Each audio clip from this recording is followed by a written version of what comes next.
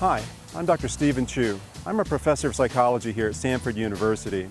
This is the third in a series of 5 videos on how to study effectively in college.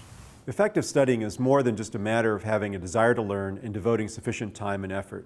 Students have to utilize effective learning strategies. If they use ineffective strategies, they can study long and hard and still fail. In this video, I'll explain the basic principles of how people learn best and how you can apply those principles to improve your study effectiveness. As we saw in the earlier videos, you can be highly motivated to learn, but if you use a shallow learning strategy, you simply won't learn. Shallow learning strategies focus on superficial aspects like memorization.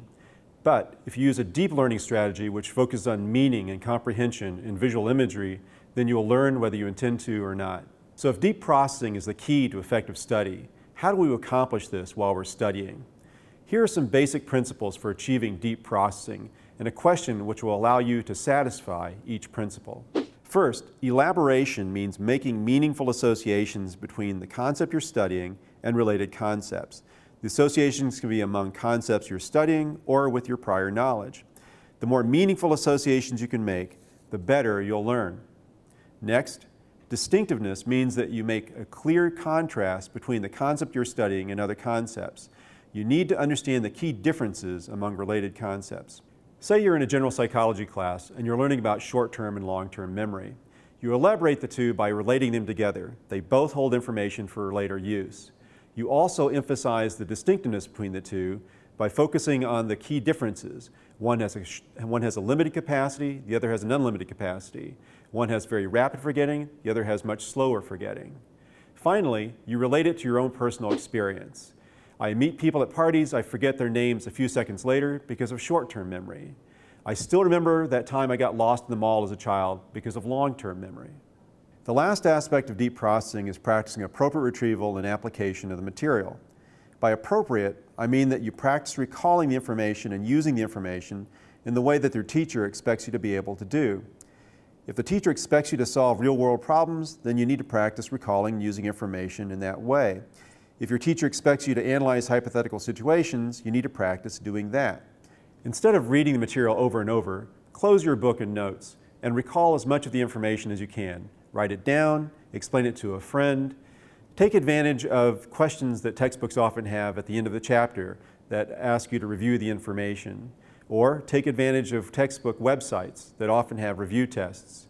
Now, one thing I've told you not to do is to memorize isolated facts. Here's the exception to that rule. If for some reason your teacher tests you over exact wording of isolated facts, then memorize isolated facts. So these are the basic principles of deep processing. Effective study strategies take advantage of some or all of these principles. Good students have multiple ways of studying depending on the teacher and the subject, but all their study strategies are based on these principles.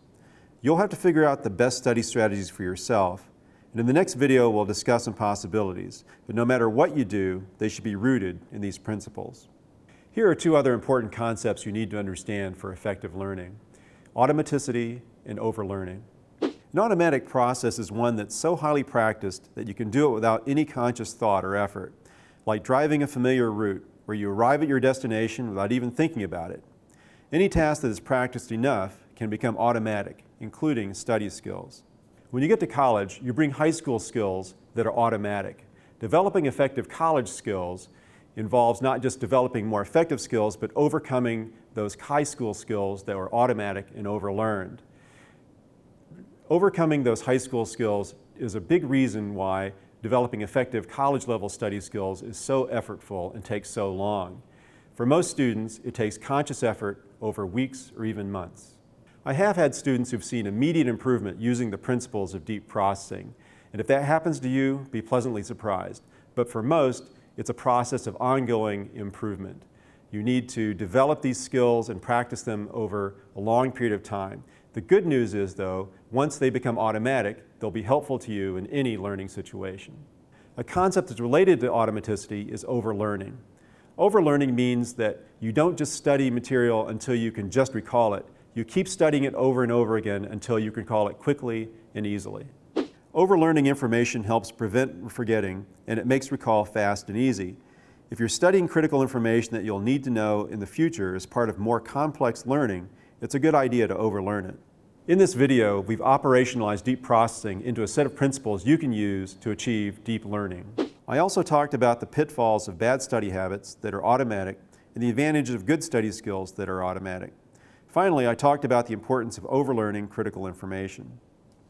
In the next video, we'll use these principles of deep processing and apply them to common learning situations. We'll be looking at how to take notes using deep processing and also how to use deep processing while reading a textbook.